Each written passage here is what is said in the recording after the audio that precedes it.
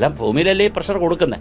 അപ്പോൾ സർവീസ് റോഡിൻ്റെ അപര്യാപ്തതയും സർവീസ് റോഡിൻ്റെ പൊട്ടലും പുളിക്കലും ചീറ്റലും എല്ലാം അതിന് അഡ്ജാസൻറ്റ് കിടക്കുന്ന. അപ്പോൾ സാങ്കേതിക ചോദിച്ചാൽ സർവീസ് റോഡിന് കുഴപ്പം വന്നാൽ മെയിൻ റോഡിന് എങ്ങനെ കുഴപ്പം വരുന്നത് ചോദിച്ചാൽ സർവീസ് റോഡിൻ്റെ അക്സസിബിലിറ്റി കൂടെ കൊണ്ടാണ് ലാൻഡിൽ മെയിൻ റോഡ് നിൽക്കുന്നത്. ആ മെയിൻ റോഡിൻ്റെ ക്യാച്ച്മെൻറ്റ് ഏരിയ കൂടെ കൊണ്ടാണ് ആര് നിൽക്കുന്നത്? ആ ഏരിയ നിൽക്കുന്നത്, ആ ഏരിയയുടെ കപ്പാസിറ്റി നിൽക്കുന്നത്, ക്യാരിങ് കപ്പാസിറ്റി നിൽക്കുന്നത്. അതിനെ ഡിസ്റ്റർബ് ചെയ്യുന്നുണ്ട് നമ്മൾ സ്വാഭാവികമായിട്ട്. ഉദാഹരണം ഞാൻ പറയാം, ഈ റോഡ് നടക്കുന്നതിന് ഇപ്പം നമ്മൾ സൈറ്റ് പോയി കണ്ടിട്ടില്ല, റോഡ് നടക്കേണ്ട അപ്പുറത്തോ ഇപ്പുറത്തോ നല്ല വീട് വയ്ക്കുന്നതിൻ്റെ ഭാഗമായിട്ടൊക്കെ നല്ല പൈലിങ്ങോ അതും ഇതൊക്കെ ചിലപ്പോൾ നടക്കുകയായിരിക്കും, വെള്ളമൊക്കെ ഇറങ്ങിയായിരിക്കും, നമുക്കറിയത്തില്ല.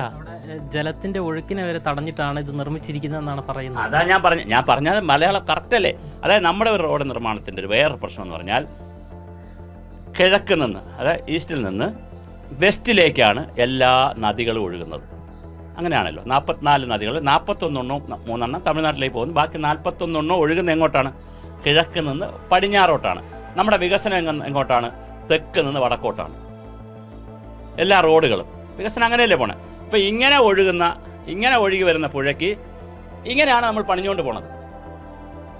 അപ്പോൾ സ്വാഭാവികമായിട്ട് കട്ട് ചെയ്തല്ലേ പോണേ നീരൊഴുക്കളെ അപ്പോൾ നീരെന്ത് ചെയ്യും? എവിടെ പോകുന്നത്? നിൽക്കും. അപ്പോഴാണ് വേറെ ഒരു ആൾട്ടർനേറ്റീവായിട്ട് ക്യാച്ച്മെൻറ്റ് ഏരിയയിൽ വേറെ കൺസ്ട്രക്ഷൻ നടക്കുന്നു. വെള്ളം അവിടെ പിടിക്കും. അപ്പോൾ 3 മീറ്റർ ആഴമുള്ളൂ. അത് നിങ്ങൾ മനസ്സിലാക്കുക. 3 മീറ്ററിനകത്താണ് ഈ സ്പോഞ്ചിനകത്താണ് എല്ലാം കൂടി എന്ത് ചെയ്തിരിക്കുന്നത്? വെള്ളം കൺസർവ് ചെയ്ത് വെച്ചിരിക്കുന്നത്.